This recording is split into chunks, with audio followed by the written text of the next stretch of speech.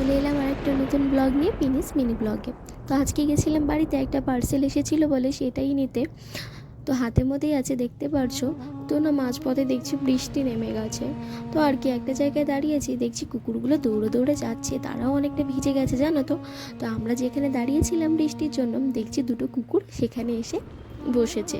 আর আমি তাদেরকে ডাকছিলাম যে চলে আয়, এখানে চলে আয়। তো তারাও আবার কথা শুনছিল জানো তো। তো এখানে ঠান্ডা লাগছিল বলে তো বর বললো চলো বাড়ির কাছেই যখন চলে আসছি তাহলে একটু ভিজেই নি। আর ভেজার কথা শুনে আমি তো বেশ খুশি।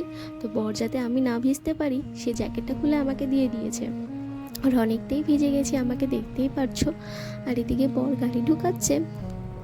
আর আমার তো খুবই আনন্দ যে বৃষ্টিতে ভিজেছি।